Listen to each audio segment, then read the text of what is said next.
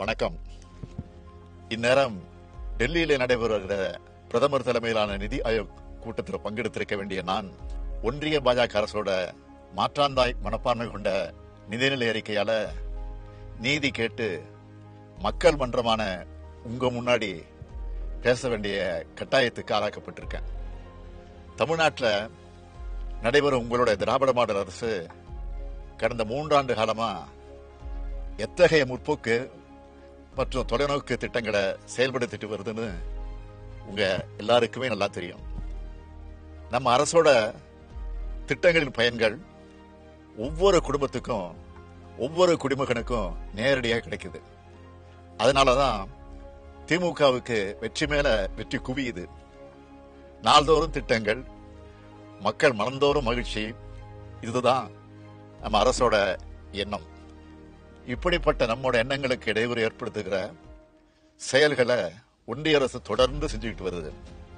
ஒரு அரசு எப்படி செயல்படணும் என்பதற்கான இலக்கணத்தை நான் அடிக்கடி சொல்லிட்டு வரேன்.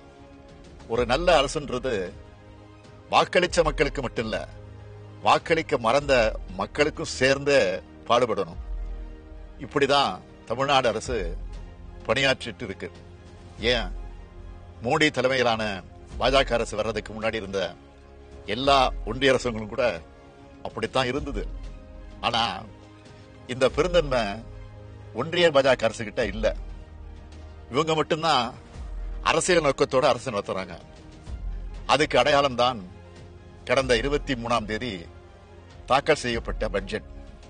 நடந்து முடிஞ்ச நாடாளுமன்ற தேர்தலில் மக்களுக்கு எதிராக நடந்து கொண்ட பாஜகவை பல்வேறு மாநில மக்களும் புறக்கணிச்சாங்க.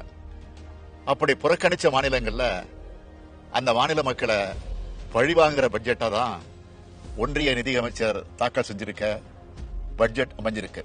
ஒட்டுமொத்த இந்திய மக்களுக்காகவும் உருவாக்க வேண்டிய பட்ஜெட்டை இந்தியா கூட்டணிக்கு வாக்களிச்ச மக்களை பழிவாங்க உருவாக்கி இருக்கார். இது இந்திய அரசியலமைப்பு சட்டத்தின்பால் அவர் ஏற்றுக்கொண்ட பதவி பிரமாணத்துக்கு முரணானது. ஒன்றிய பாஜக அரசானது தொடர்ச்சியா தமிழ்நாட்டை புறக்கணிச்சுக்கிட்டே வருது. தமிழ்நாட்டுக்குன்னு அவங்க அறிவிச்ச ஒரே ஒரு சிறப்பு திட்டம்னா அது மதுரை எய்ம்ஸ் மருத்துவமனை தான். ஆனா அதுவும் 10 ஆண்டுகளாகியும் என்ன நிலைமையில இருக்குன்னு உங்களுக்கு நல்லா தெரியும். தமிழ்நாட்டுக்குன்னு எந்த சிறப்பு திட்டத்தையும் கொடுக்காம தமிழ்நாட்டு மக்கள் பாஜகவுக்கு வாக்களிக்கணும்னு எப்படித்தான் எதிர்பார்க்கிறாங்களோ தெரியல. 3வது முறையா பாஜக ஆட்சி அமைச்சிருக்கு. ஆனா இந்திய மக்கள் அந்த கட்சிக்கு பெரும்பான்மை அளிக்கல. ஒரு சில மாநில கட்சிகளோட சப்போர்ட் இல்லைன்னா பாஜகவால ஆட்சி அமைச்சிருக்க முடியவே முடியாது. இப்படிப்பட்ட நிலையில தங்களோட சறுக்களுக்கு என்ன காரணம்னு உணர்ந்து பாஜக திரும்பி இருக்கணும்னு நினைச்சேன். ஆனா ஏமாற்றம் தான் மிஞ்சி இருக்கு. பட்ஜெட்டுக்கு 2 நாளைக்கு முன்னாடி கூட நம்மளோட தமிழ்நாட்டு தேவைகள் என்னன்னு சோசியல் மீடியா மூலமாகவே ஒன்றிய ஆட்சியாளர்களுக்கு தெரியப்படுத்தின. ஆனா அதுல இருந்து ஒண்ணு கூட நிதியமைச்சர் அறிவிக்கல. அவ்வளவு ஏன், தமிழ்நாடு என்ற சொல்லே பட்ஜெட்ல இல்ல. இவ்வளவு ஆண்டுகளா சும்மா ஒப்புக்காவது ஒரு திருக்குறளை சொல்லி பட்ஜெட்டை வாசிப்பாங்க. இந்த முறை திருவள்ளுவரும் கசந்து போயிட்டாரு போல. இப்படிப்பட்ட பட்ஜெட்ல திருக்குறள் இடம்பெறாதது ஒரு வகையில நிம்மதிதான். இந்த பட்ஜெட்ல நாம ரொம்ப எதிர்பார்த்தது சென்னை மெட்ரோ ரயில் 2ஆம் கட்ட பணிகளுக்கான ஒன்றிய அரசோட நிதி. 2020ஆம் ஆண்டு கொரோனா பெருந்தொற்று காலத்திலேயே மாண்புமிகு ஒன்றிய உள்துறை அமைச்சர் அமித்ஷா அவர்கள் அவசரமாக வந்து அடிக்கல் நாட்டின திட்டம் தான் அது.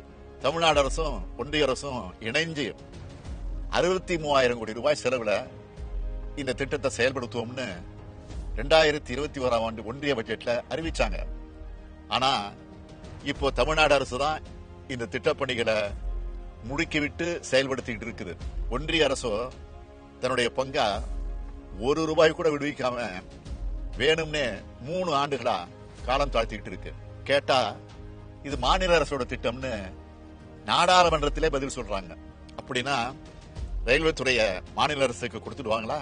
கோவை, மதுரை மாநகரங்கள்ல மெட்ரோ ரயில் திட்டங்கள்ல செயல்படுத்துறதுக்கான ஒப்புதல் அளிக்கிறத பத்தி மூச்சே விடல.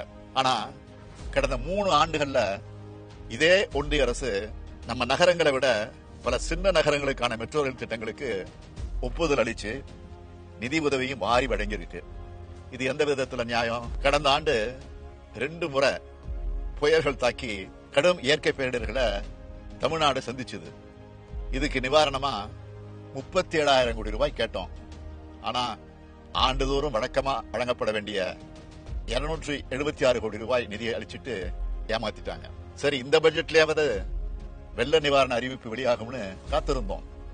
ஆனா தங்களுடைய பதவி நாற்காலிக்கு கால்களா இருக்கிற மாநிலங்களுக்கு 10,000 கோடி ரூபாய்க்கு மேல நிதியை அள்ளி வழங்கி இருக்கிறார் ஒன்றிய நிதியமைச்சர். ஒட்டுமொத்தமா சொல்லணும்னா தமிழ்நாட்டுக்கு புதிய திட்டங்கள் அறிவிக்கல என்பதோடு ஏற்கனவே நடைபெற்று வர திட்டங்களுக்கான நிதியையும் குறைக்கிற வஞ்சக முயற்சியில ஈடுபட்டு இருக்கு இந்த ஒன்றிய அரசு.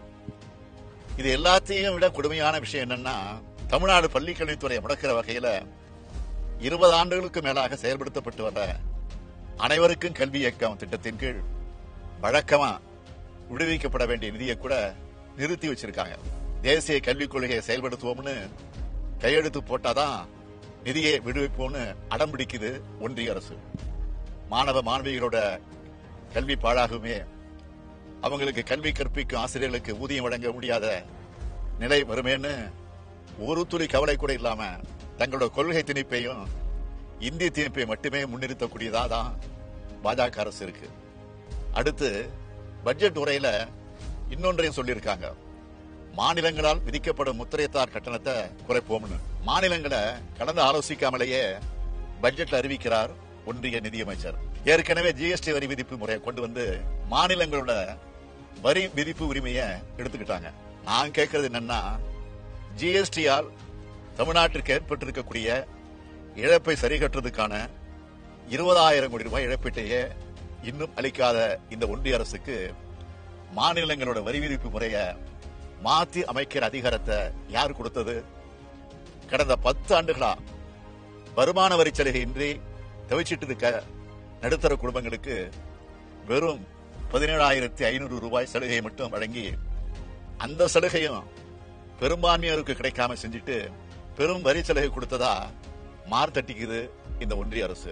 இது தமிழ்நாட்டை பழிவாங்குகிற பட்ஜெட் மட்டுமல்ல, ஒட்டுமொத்த இந்திய நாட்டு மக்களையே பழிவாங்குகிற பட்ஜெட். சுயநலத்துக்காக நாற்காலியை காப்பாத்திக்க போட்டுக்கொண்ட பட்ஜெட் இது. ஒன்றிய அரசுக்கு தமிழ்நாட்டு மக்களின் குரலா, ஏன் இந்திய நாட்டு மக்களின் குரலா ஒன்னு சொல்றேன்.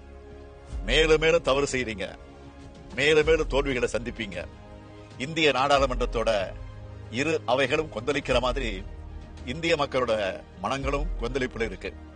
இதுக்கு பாஜக பதில் சொல்லியே தீர வேண்டும்.